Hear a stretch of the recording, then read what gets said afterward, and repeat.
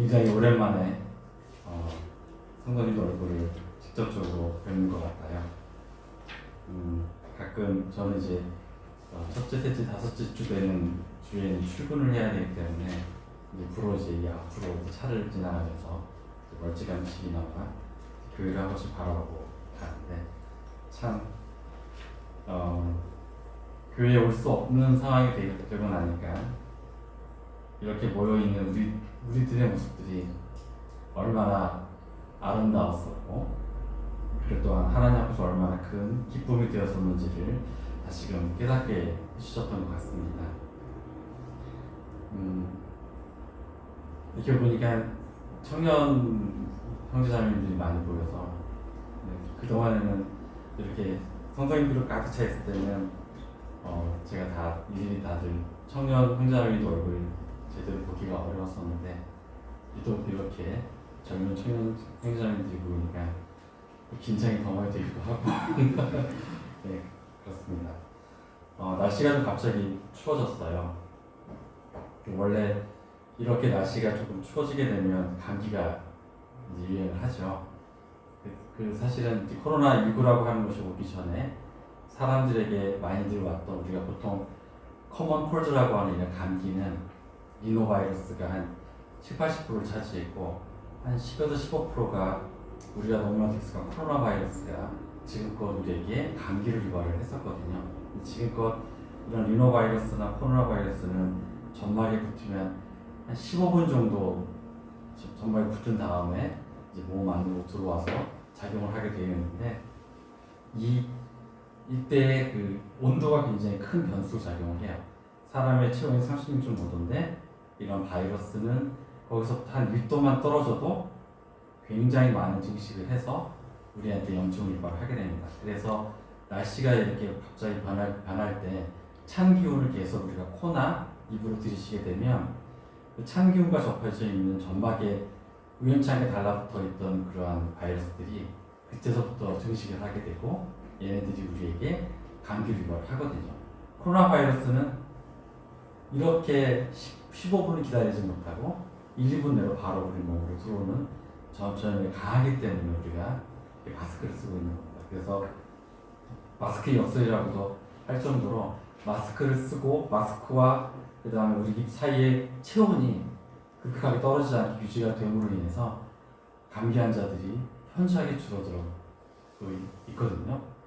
그래서 제가 많이 멀었습니다. 많이들 아파주실 때가 지금 이때 한철인데요. 지금 저는 멀지 못하는 한철로 번 거를 가지고 1년을 버텨야 되는데 정말 어렵습니다.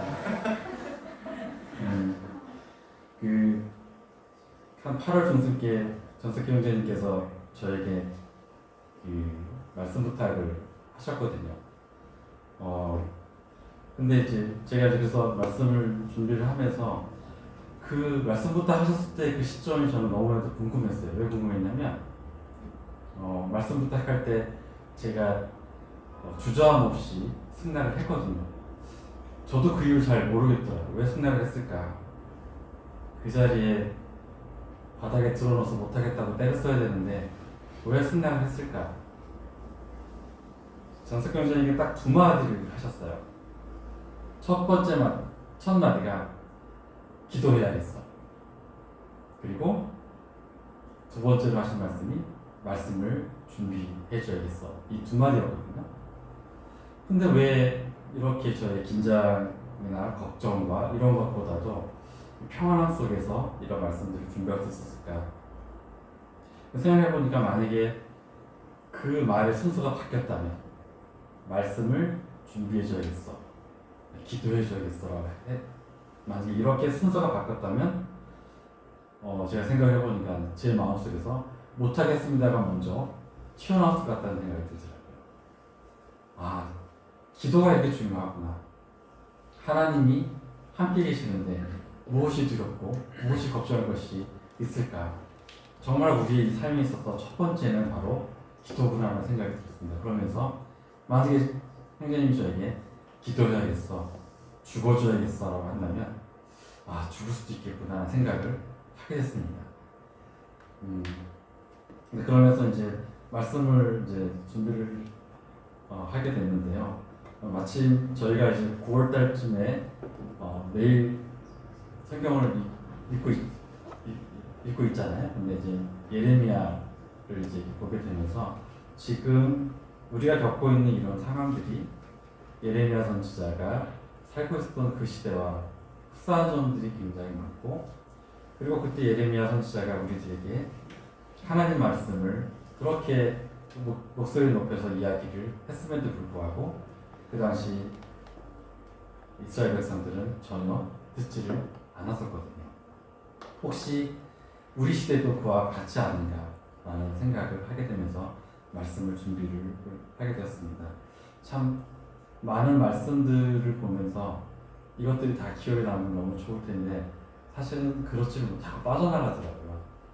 그러면서 저의 심정을 나타낼 수 있는 동영상 하나를 준비했습니다.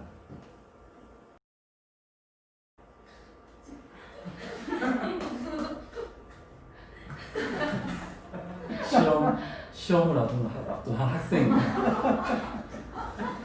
자기 머리를 감는 거예요? 예. 정말 할 수만 있으면 저도 성경을 이렇게 담아서 머릿속에 다 들이붓고 싶은 생각이 간절하더라고요. 중학교 때 시험을 봐야 될 때가 있었는데 준비를 하지를 못했던 적이 있었습니다. 놀다가 또 미루다가 결과적으로는 시험 전날 급한 마음에 참고서를 머리에 베고 잔 적이 있었거든요. 다들 그런 경험 있지 않으셨나요? 그러고 나서 시험을 봤는데 결과가 어땠을 것 같습니까? 더 못 봤습니다. 그래서 제 친구에게 그 사실을 이야기를 하니까 친구가 저한테 그러더라. 이 바보야. 참고서를 베고 자면 어떡하니? 네 머리에 있는 게 참고서로 들어가잖아. 참고서를 머리에다 얹고 잤어야지. 그 다음날 시험 볼 때는 얹어봤는데요. 정말 어렵더라고요. 참고서를 얹고 잠을 잘 수 있을 정도 실력이면 공부를 하는 것이 더 낫더라고요. 오늘 이제 예레미야 선지자가 이스라엘 백성에게 말하는 청종하라를 주제로 이제 말씀을 드리려고 하고 있습니다. 청종, 국어사전적인 의미를 보게 되면 잘 듣고 따라하는 것을 청종이라고 하고요. 영어로는 이제 복종의 의미인 오베이입니다. 그냥 순종과도 일맥상통한 면이 있긴 하지만 좀 더 명령적인 그러한 의미가 더 강하게 작용하고 있는 것 같아요. 지금 우리가 살고 있는 시대, 모든 것이 충족되고 그 다음에 모든 것이 빠르게 움직이고 그 다음에 여러분도 알다시피 이런 SNS부터 유튜브부터 굉장히 많은 미디어들이 우리가 접하는 것들이거든요. 이런 것들을 통해서 평생 동안 알 필요도 없는 지식들을 우리가 얻게 되고, 그리고 그 지식의 근원이 되는 것이 진실인지 아닌지를 판가름하기 굉장히 어려운 어마어마한 양들의 미디어들이 쏟아나오고 있습니다. 그러면서 우리가 이러한 미디어에 너무 자주 노출됨으로 인해서 혹시 우리의 마음은 무뎌진 것이 아닌가. 이 미디어들 가운데 진정 하나님의 목소리를 우리는 과연 어느 정도의 진실함과 그리고 어느 정도의 심각성으로 그 목소리에 귀를 기울일 수 있는가를 한번 고민을 해봤습니다. 이제 본격적으로 들어가기 전에 이게 뭔지 아시죠? 이제 사람의 지문이거든요. 이제 우리가 이제 지문을 이용해서 생활에 적용하는 것들은 굉장히 많습니다. 핸드폰, 집에 도어락도 이걸로 하고요. 그다음에 출입국을 할 때 외국 나가거나 그럴 때도 이런 지문을 사용하게 됩니다. 굉장히 놀라운 것은 그렇게 많은 인간들이 이 세상에 있음에도 불구하고 하나님은 비슷한 듯 하나 결코 비슷하지 않게 우리를 지으셨어요. 이러한 차이점을 이용해서 과학은 이런 것을 이용하게 되죠. 그래서 지문을 이용을 하는 우리의 일상은 너무나도 자연스럽습니다. 이건 뭐죠? 홍채. 우리 안에 들어있는 홍채도 밤하늘에 있는 무수한 별들처럼 사람들마다 그 패턴이 다 제각각이 있기 때문에 이런 홍채를 이용해서 또 우리가 핸드폰을 잠금 해제를 하거나 여러 가지 사용을 하게 됩니다. 이거는 뭐냐면 뒤에 있는 체온계가 아니고요. 네, 사람의 손바닥을 이용한 인식 장치입니다. 사람의 손바닥 뭘 인식할까요? 네, 이 정맥의 패턴이 질문처럼 사람마다 굉장히 다양하다고 하더라고요. 이게 더 질문보다 더 복잡하고 다양하다고 해서 이제 이런 걸 통한 것을 사용하게 됩니다. 이 기술의 발전은 이제 어디까지 가냐면 이제 지금 보면은 이게 뭔지 아시죠? 우리가 혈당 체크를 할 때 그 혈액을 뽑아내서 체크하는 건데 지금은 콜레스테롤도 이런 방법으로 집에서 측정하게 되고요. 굉장히 갖가지 장치들이 개발이 되고 있습니다. 단점은 피를 내야 된다는 고통이 있다는 거죠.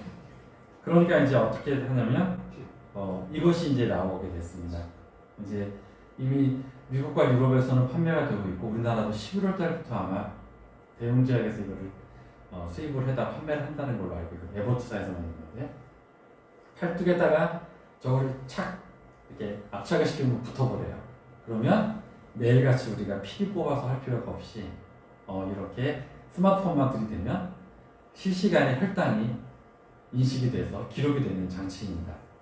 2주 정도를 쓸 수 있는 이 장치가 한 8만 원대로 측정이 될 거라는 거죠. 결코 만만한 가격은 아니지만 이 매일같이 서너 번의 피를 뽑아야만 하는 사람들에게 있어서는 이 정도의 비용이 든다 하더라도 충분히 감내할 수 있을 거라는 생각하에 이제 시판이 될 거거든요. 이제 이렇게 되면은 이제 많은 사람들이 이제 이러한 장치를 이용을 하게 될 것 같아요. 아직까지 단점은 정확도는 조금 떨어진다고 하는 단점이 있습니다. 제가 너무 서로 좀 길죠. 이 장치는 뭐냐면 약물을 여기다가 삽입을 한 다음에 피부에다 붙여놓고요. 그래서 우리가 필요할 때 아니면 알람 울리듯이 원하는 시간에 약물이 피부 속으로 주입이 되는 그런 장치예요. 이거는 이미 수십 년 전부터 많이 연구가 되어져 있고 이제 실험 단계까지 많이 이루어졌다고 하는데요.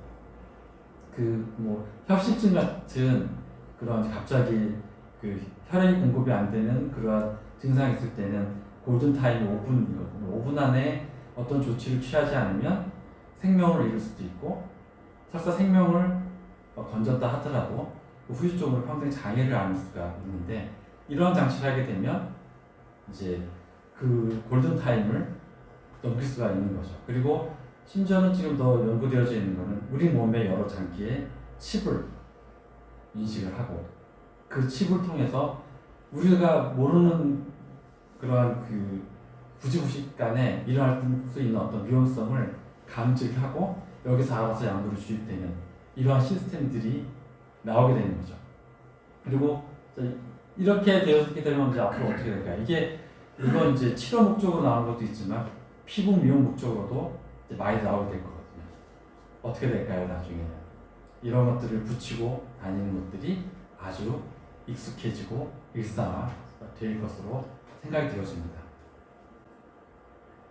이 싸갈 만한 이 안에 굉장히 많은 정보를 담아있는 것을 피부 안에 이식하고 실제로 하고 있는 사람들의 숫자가 늘어나고 있다는 이제 보도에서 따온 건데요. 이런 것들이 있게 되면 굉장히 편리해지죠.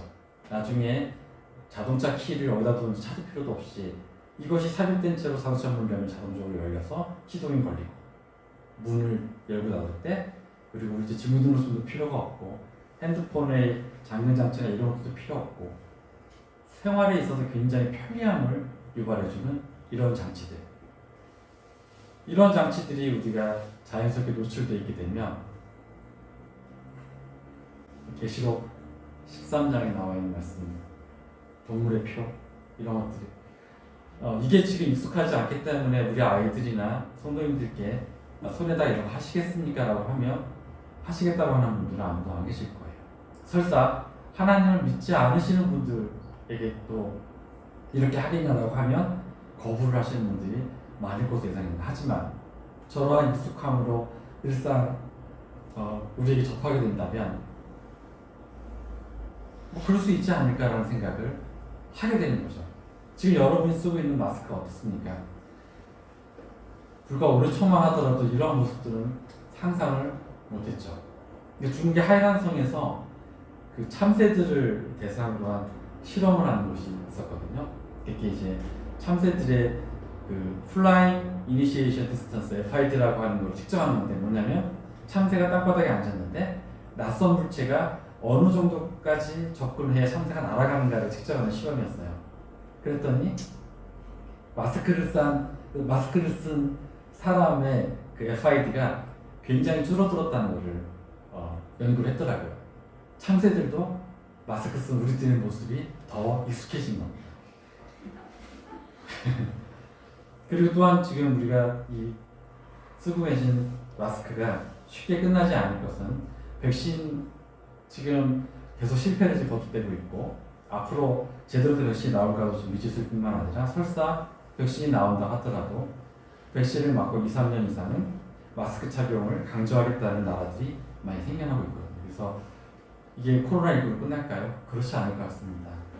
또 어떠한 것들로 인해서 우리로 하여금 어찌됐든 간에 원하든 원하지 않든 사람과 사람 간의 대면을 못할 수밖에 없는 그런 상황으로 계속 치닫고 있는 것 같습니다.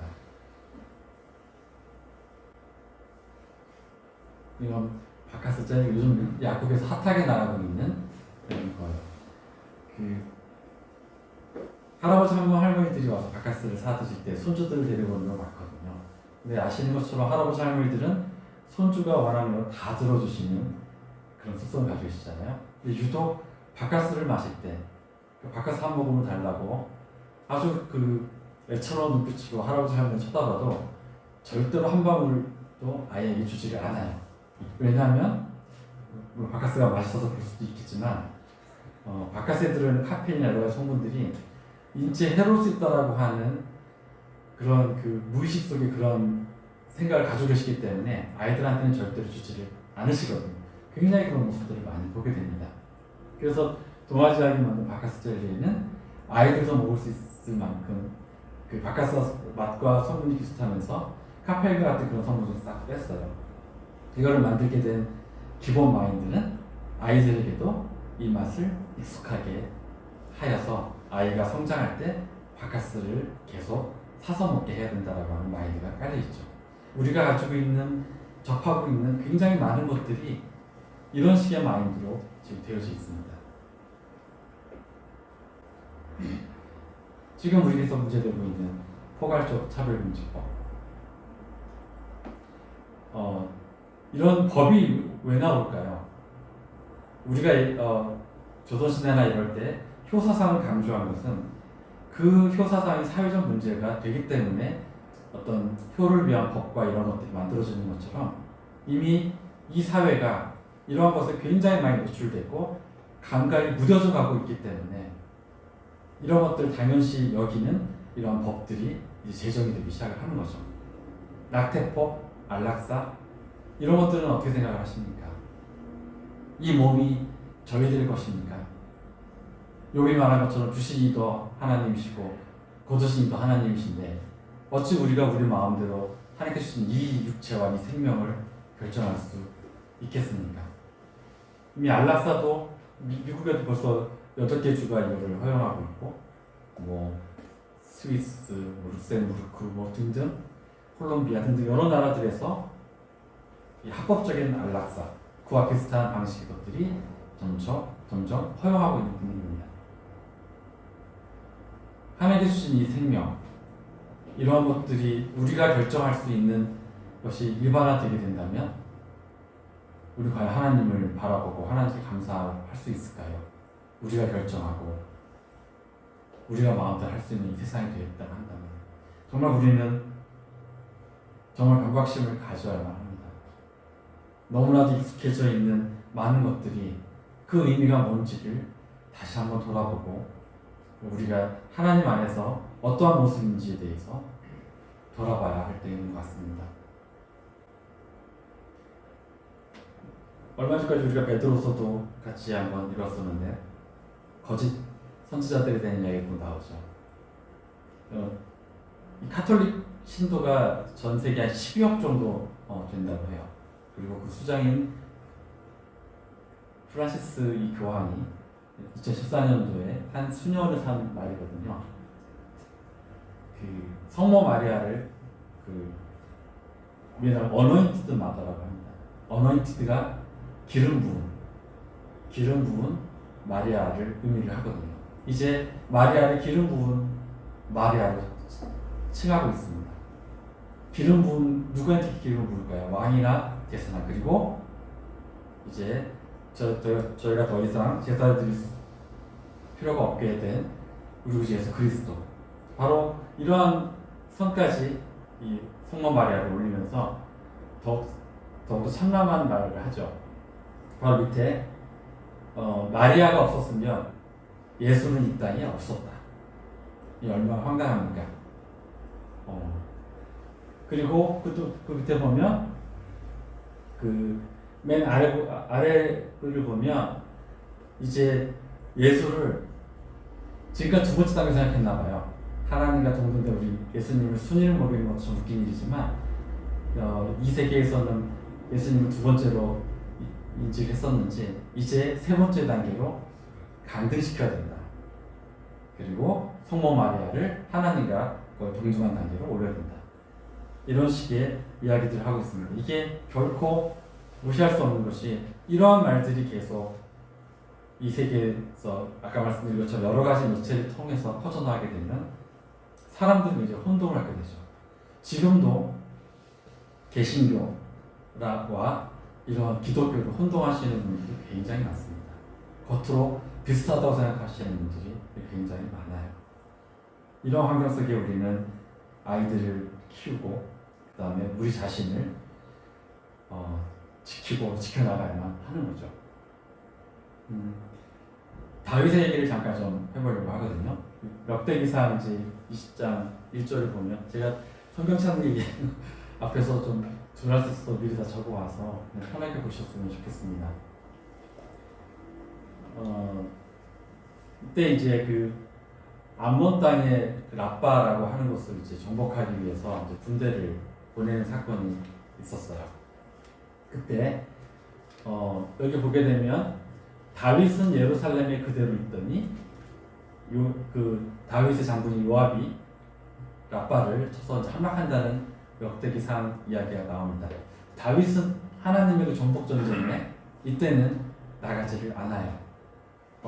이유가 어떻든지 간에 이미 이제 자기가 없어 충분히 될 수 있을 거라고 하는 그런 판단이었을지는 모르겠지만, 근데 이때 어떤 일이 벌어지게 되냐면 바로 우리아의 아내 밧세바를 취하는 하나님 앞에 죄를 범하는 일이 벌어지게 됩니다. 사무엘하에서 보면 이제 다윗이 이렇게 지붕이를 거니다가 밧세바를 보게 되고 밧세바를 취하게 되죠. 그리고 나서는 어떤 일이 벌어집니까? 밧세바의 남편인 우리아를 이 앞에 나와 있는 그 라빠를 정복하는 그 전쟁에서 죽게끔 하는 실수 없는 죄를 저지르게 됩니다.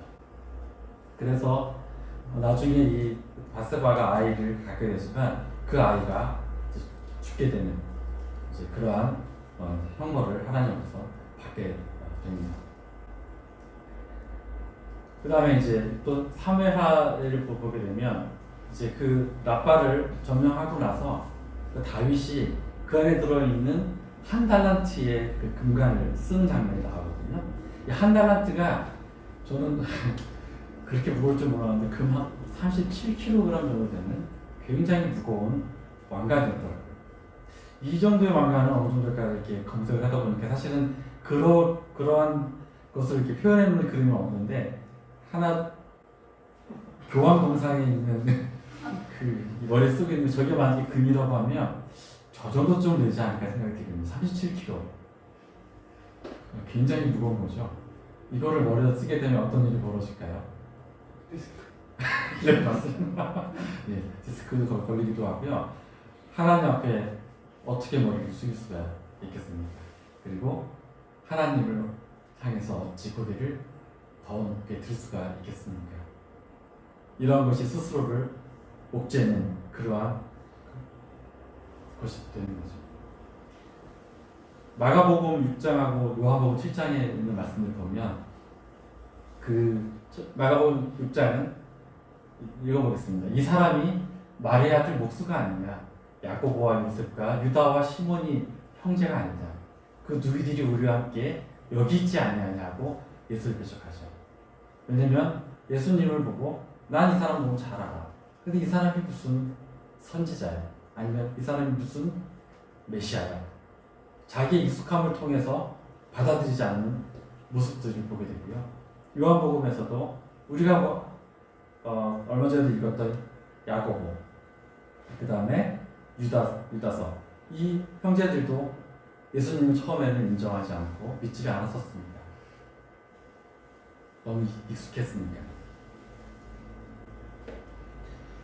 그래서 이제 우리가 익숙함을 뚫고 하나님께서 우리에게 하시는 말씀을 이제 들어야 될 필요가 있는데요. 그 예레미야서는 그 30장에서 33절이 핵심 내용입니다. 왜냐하면 우리의 그 이스라엘 백성에게 새 언약을 약속하신 내용들이거든요. 그리고 34장 이후부터는 그런 새 언약을 받아들이는 그런 여러 사람들의 모습들이 나오게 되고, 제가 오늘 그런 모습들에 대해서 한번 이야기를 해보려고 하고 있습니다. 저는 사실은 이 예레미야서를 보면서 처음으로 이스라엘이 어디에 있는지를 찾아보게 됐습니다. 너무나 창피한 고백인데요. 그리고 여기 보시게 되면 너무나도 어려운 익숙하지 않은 단어들이 많이 나오다 보니까 이게 그거 같고 저게 그거 같고 머릿속에 잘 익숙하지도 않고 이름들도 너무나도 비슷한 것들이 많고 하다 보니까 그냥 대충 넘기게 됐었는데, 한번 이게 대충의 흐름을 한번 정리를 해보려고 이 지도를 여기다가 띄워놨습니다. 이제 이 아수르가 보이죠, 위에 보면 포인트가 있어서 저 아수르는 북이스라엘을 망하게 했던, 그리고 그 당시에 굉장히 강국이었던 나라였습니다. 근데 저 아수르 안에서 내분이 일어나게 돼요. 그리고 예루살렘으로서는 이제 요시야 왕 때 이러한 혼란한 틈을 이용을 해서 바벨론이 니느웨를 공격을 하고 니느웨를 점령을 하게 됩니다. 근데 이 당시까지만 하더라도 남쪽의 패권은 이제 애굽이 가지고 있었고, 이 애굽의 영향이 꽤나 넓게 이렇게 확장되고 있었던 때였었는데, 바벨론이 니느웨를 점령한 소식을 들으니까 애굽으로서는 이제 걱정이 되는 거죠. 그래서 이 신생제국 바벨론을 제압을 해야겠다고 생각을 해서 그 애굽의 파라오였던 느고가 이제 군대를 이끌고 이제 이 바벨론과 맞서러 출정을 하게 됩니다. 아시는 것처럼 애굽에서 이렇게 아수르 쪽으로 가려면 해안가 길을 따라갈 수밖에 없는데요. 이 당시에 남유다의 그 왕은 요시야 왕이었습니다. 근데 이 요시야 왕은 반아수르 정책을 펴고 있었거든요.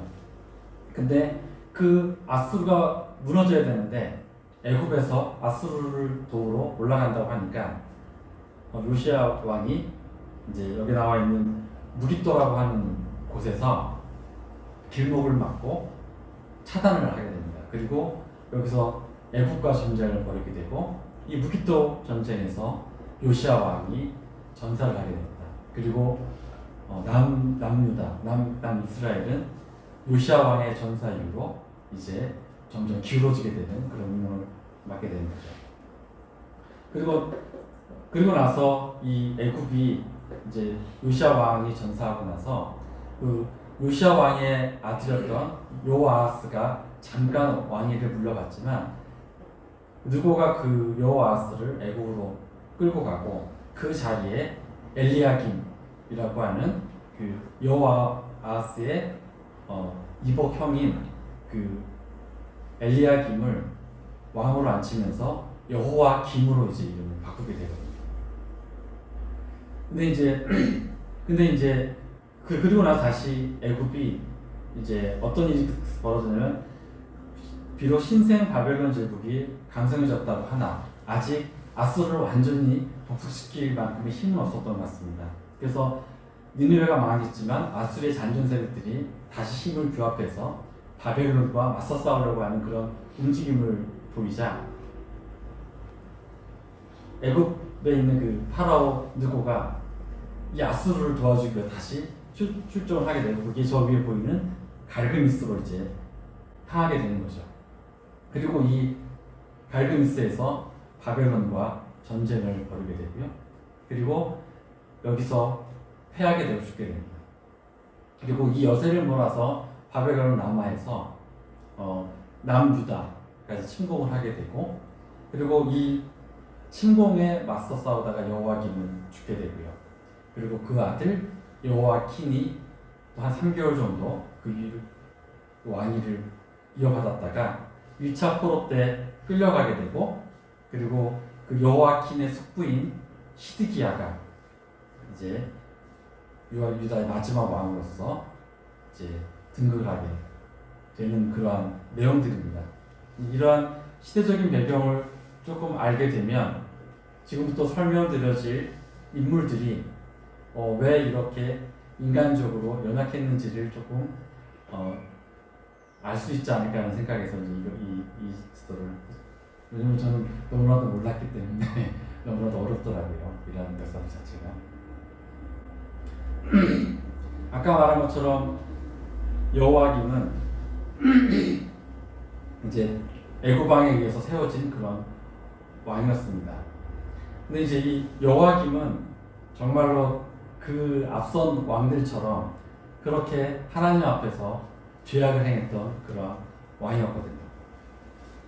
근데 이 여호와김이 이제 예레미야 32장에서 이렇게 하는 걸 보면 그 당시에 바록이라고 하는 사람을 통해서 여호와김이 알려져요. 예레미야가 그 하나님의 말씀을 적게 만들었는데 그 두루마리를 여호디라고 하는 자기 관리를 통해서 가져오게 합니다. 그리고 때는 9월인데 9월은 이제 우리나라랑 한 2, 3개월 차이가 난다고 해서 그 이스라엘의 9월은 우리나라 한 12월 정도 된다고 하는 거예요. 그래서 그 화롯불을 피워놓고 여호디로 하여금 야 하나님이 이야기했다는 거 한번 읽어봐 라고 시킨 거죠. 그럼 여호디가 한 장을 쭉 읽습니다. 그러면 소도 작은 칼을 가지고 그걸 쭉 찢어서 모닥불에 휙 던져서 타는 것을 즐겨하고 또 두 번째 장을 읽으면 또 다시 두루마리를 쭉 찢어서 그걸 불태우고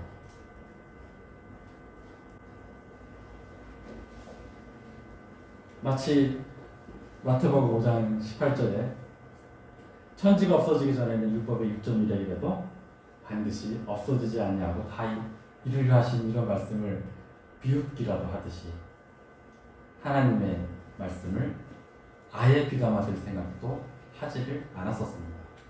여호야김의 말로는 어땠을까? 아까 그 바벨론이 침공했을 때 죽었다고 했잖아요. 그리고 이러한 행위를 했을 때 말리는 사람도 없었고 설사 몇 명이 말린 일이 있었지만 아예 듣지도 않았습니다. 그래서 그는 버림을 받게 돼요. 죽어서 버림을 받아서요. 여기 보시게 되면 낮에는 더위 밤에는 추위를 하나요. 결국 매장에 묻히지도 않고 그대로 땅바닥에 노출된 상태로 죽임을 당했고요. 그 다음에 이제는 다윗의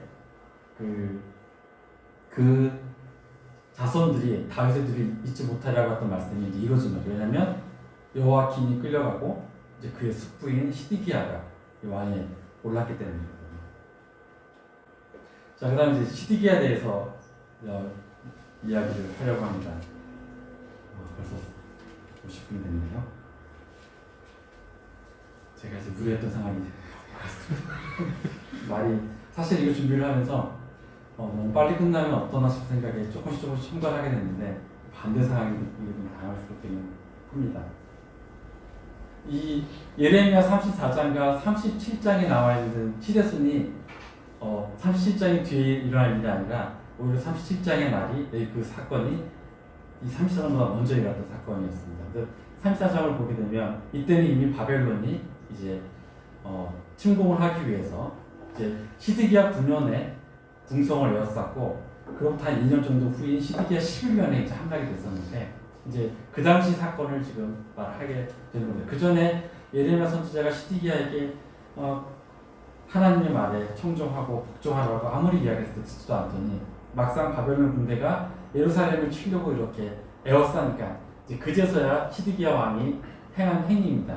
이게 뭐냐면 이스라엘 백성이 출애굽을 하고 나서 하나님 앞에서 언약을 맺죠.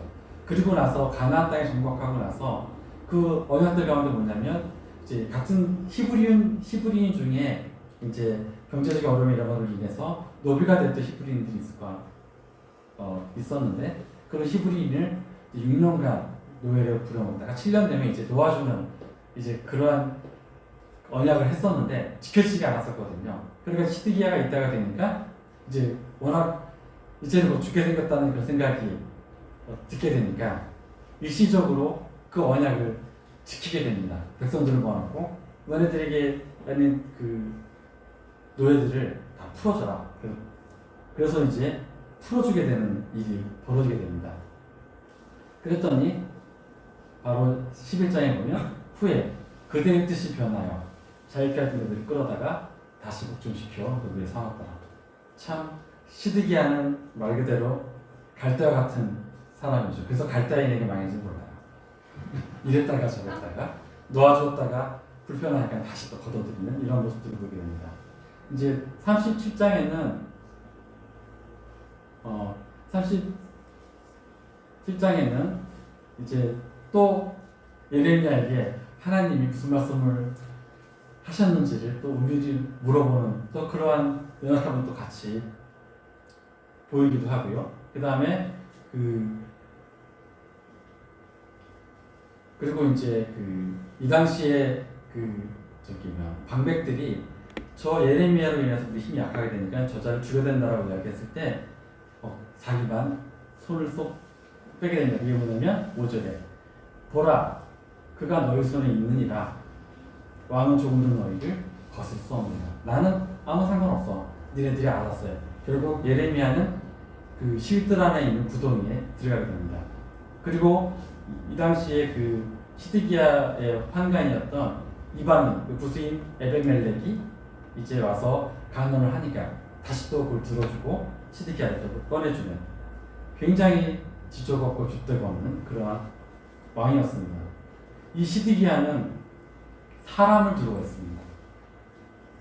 그리고 바벨론의 눈치도 보고 애굽의 눈치도 보고 때로는 하나님의 눈치도 보는 이러한 삶을 살아왔던 그러한 왕이었습니다. 그리고 이러한 시드기야는 말로에 바벨론 왕 앞에 끌려가서 자기가 보는 앞에서 그 아들들이 다 죽임을 당하고 자기의 눈도 그 자리에서 뽑히며 바벨론으로 끌려가게 됩니다. 우리들의 모습 어떠십니까? 아침에 보신 말씀을 제대로 잘 해가고 계시나요? 저의 모습이 꼭 시드기야 같은 모습들이 하루 종일 많이 보여지게 되더라고요. 또 예레미야는 이스마엘이라고 하는 사람이 나오게 됩니다. 이스마엘은 그 당시에 보면 3차 그러니까 남유다가 다 망하고 나서 대부분의 백성들을 다 3차 포로로 다 끌고 갔을 때 남아있는 그 빈민들은 거기다 남겨뒀거든요. 근데 이제 이 미스바라고 하는 곳에 그 총독으로 그다랴를 세워놨었는데 이 그다랴를 죽이게 되고요. 그리고 그다랴 밑에 있던 그런 백성들 다 이끌고 암몬으로 이제 도망을 했던 인물입니다.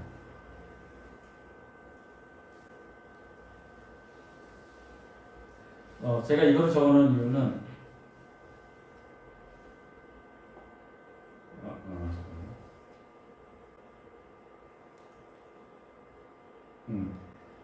이 당시에 바벨론에 시위대장이 있었는데 그 시위대장이 한 말을 좀 봤으면 좋겠거든요. 느부사라단인데요. 시위대장이 예레미야를 불러다가 이르되 내 하나님 여호와께서 이곳에 이 재앙을 선포하시더니 여호와께서 그 말씀하신 대로 행하셨으니 이는 너희가 여호와께 범죄하고 그 목소리를 청종치 아니하였으므로 이 일이 너에게 임한 것입니다. 이것이 적군의 장수가 한 말입니다. 적군의 장수도 알고 있어요. 이스라엘, 너네들이 왜 망했는 줄 아느냐?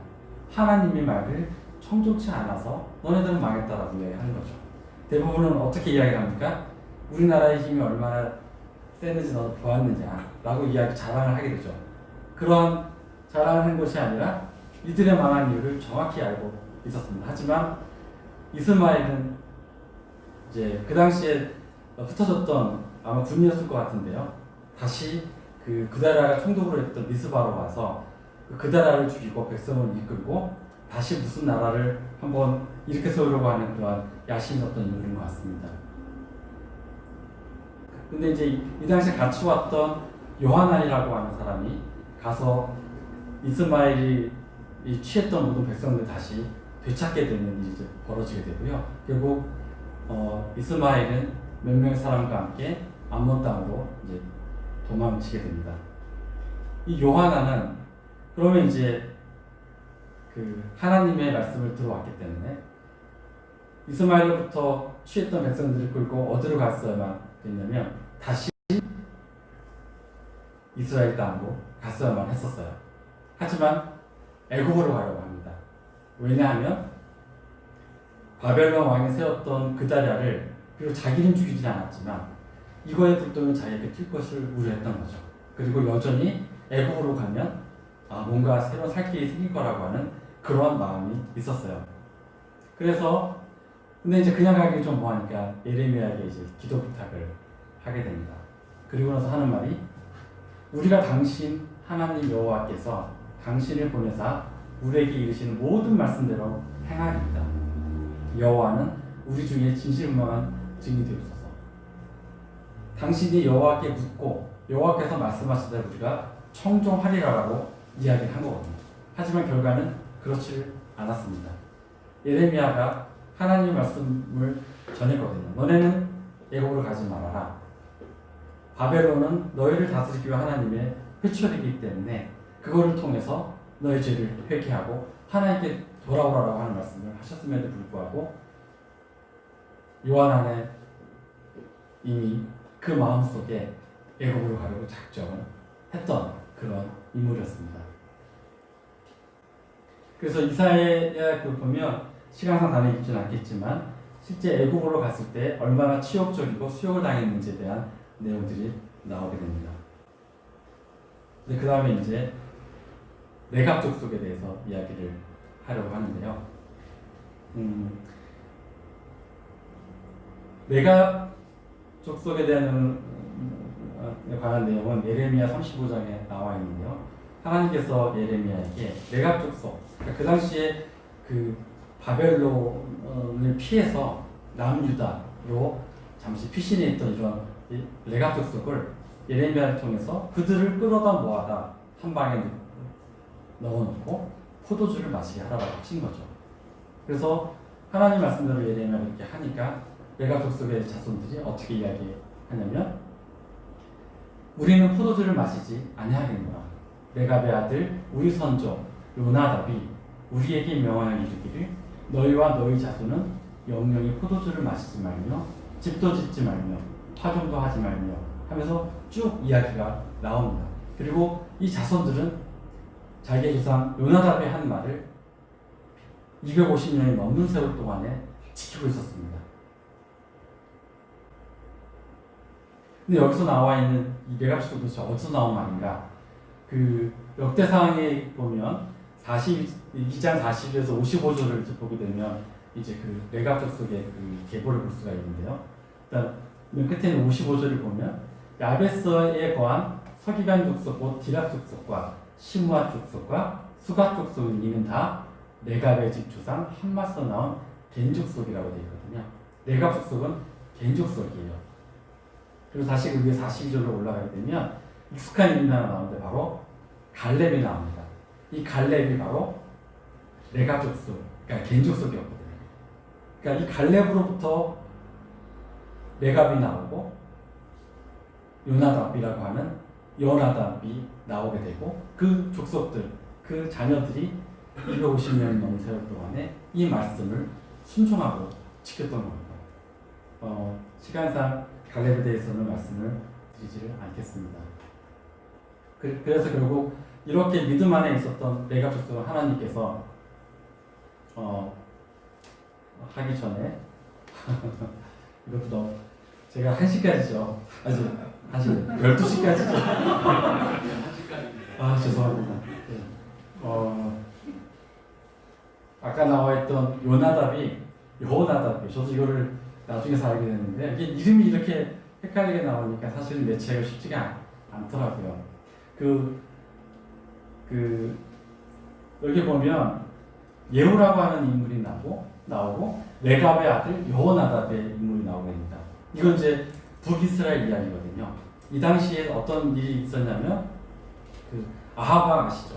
가장 사악했던 그 아합 왕 그리고 그 아합 왕의 아내 이사벨 이 두 사람이 행악은 아마 모든 왕조를 통틀어서 능가할 자가 없을 만큼의 그런 악을 행했던 이런 왕이었거든요. 아시는 것처럼 그 바알 신상하고 아세라 신상을 왕국에 두고 그 신을 섬기는 사람들을 먹여 살렸던 그런 왕이었기 때문이거든요. 그래서 하나님께서 엘리야를 통해서 예후에게 기름 부음을 하고 아합을 쓸어버리라고 하게 되는 거죠. 그래서 이제 예후가 아합을 쓸어버리러 갈 때 그냥 자기 혼자는 할 수 없잖아요.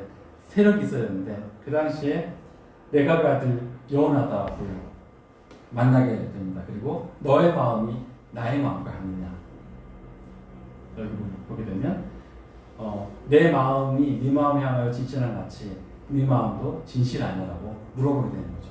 그리고 여호나답이 그렇다고 대답을 하고 예후와 여호나답이 이러한 그 아합과 이세벨의 그러한 그 폐역함을 다 쓸어버리게 됩니다.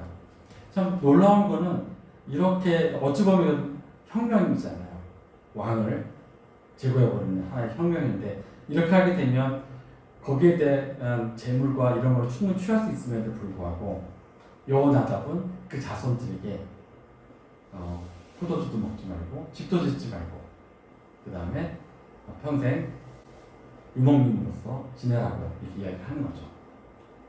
그래서 결국 포도주를 마시지 말라고 하는 것은 세속에 물들지 않는 강건한 삶을 살라고 하는 그러한 명령이었고요. 집도 짓지 않고 파종하지 말라고 하는 것 역시 이 땅에 대한 재물을 갖지 말라고 하는 것. 그 다음에 평생 장마가 했다는 것은 아마 히브리서 말씀을 보면 믿음으로 저가 예방인 것 같이 약속하신 땅에 우고하여 동일한 약속을 유업으로 함께 받은 이삭과 야곱으로 더불어 장막에 거해서 이는 하나님의 경영하시고 지시더라는 성을 받았습니다.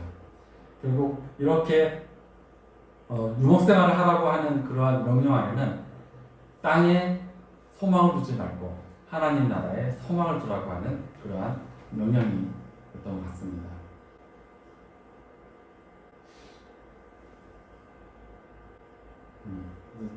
마지막으로 이제 로마서 12장 1절과 2절 말씀을 나누고서 내려가도록 하겠습니다.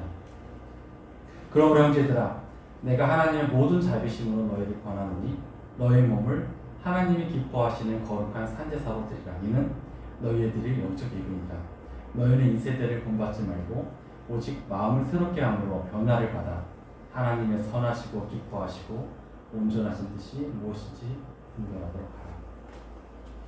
지금 우리가 처한 이런 상황이 모이는 것이 맞는지 아니면 이거를 어렵더라도 모이지 않는 것이 맞는지에 대한 그러한 생각들을 성도님께서도 많이 하고 계셨고 또 지금도 하고 계시라고 생각이 듭니다. 하지만 그러한 생각을 하시기 전에 우리가 정말 왜 모여야 하는지 그리고 우리가 드리는 예배의 의미가 무엇인지를 한번 정말 돌이켜봐야 되지 않을까 생각이 들거든요. 혹시 이 예배당에서 드리는 예배와 가정에서 드려지는 예배가 차이가 있으신 성도님들이 있으십니까?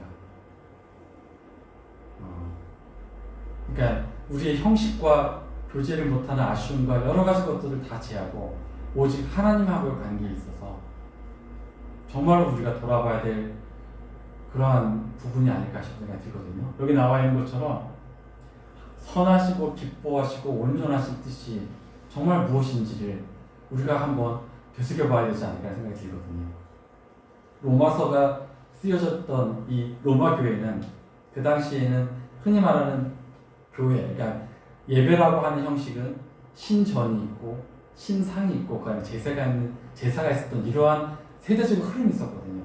근데 사도 바울께서는 이 세대를 본받지 말고, 그리고 그 당시에 그 로마 교회는 가정에서 드려지는 그런 예배 형태이기 때문에 주변에서 야 그게 무슨 예배냐, 너네들은 신전도 없고 신상도 없느냐, 이렇게 사람들이 비난해버렸던 이 시대였었거든요. 지금 우리를 향해서 바라보고 있는 이 세상 사람들의 시선들 많이들 느끼시거나 보았을 것이라고 생각이 들지만, 그런 사람들의 시선과 판단과 이걸 아랑곳하지 않고 먼저 우리가 돌아봐야 될 것은 우리 자신, 하나님과의 관계에 있어서 우리의 모습이 어떠한 건지를 돌아봐야 할 필요가 있지 않을까 생각이 듭니다. 언택트라는 거 있죠. 비대면이 나가는 언택트. 유가 시작이 되는 그 언택트. 너라고 하는 그 유. 그거를 I로 바꾸면 어떻게 될까요? 나가 되죠. 그러면 인택트가 됩니다. 인택트는 영어로 원래대로, 본 모습 그대로입니다. 이 언택트 시대에 우리는 인택트한 우리 자신이 되어야 되지 않을까 생각이 되어지게 되고요. 그 다음 이제 마지막으로 약간 노출을 미리 시켰는데, 정식교 성도님들이 한 번쯤은 다 알고 계실 유명한 싱어송라이터가 쓴 노래 찬송가를 하나 우리가 기다림이라고 하는 건데요.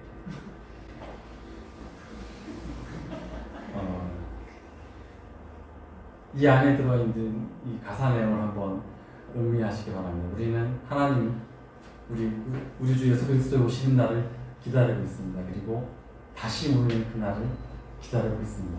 간절한 마음으로 다시 볼 수 있기를 바라며 이 노래 들어보셨죠? 네. 한번 틀어볼게요.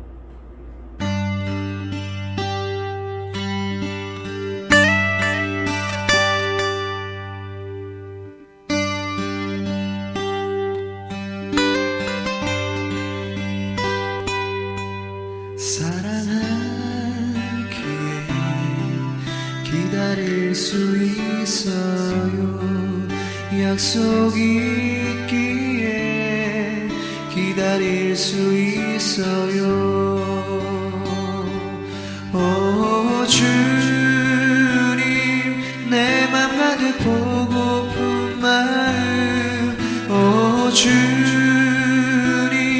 당신만을 바라보면서 어떠한 고난도 그 어떤 어려움도 나는 이길 수 있어요.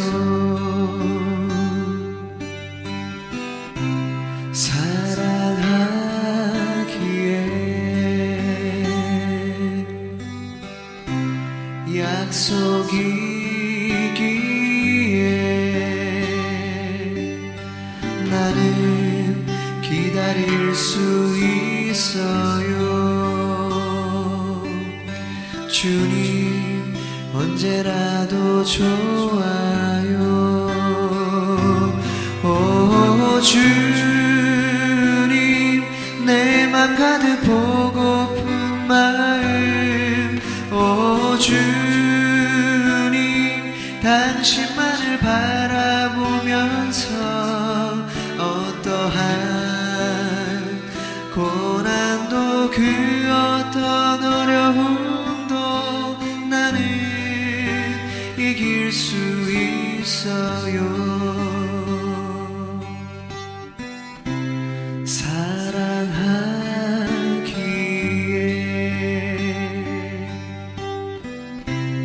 약속이 있기에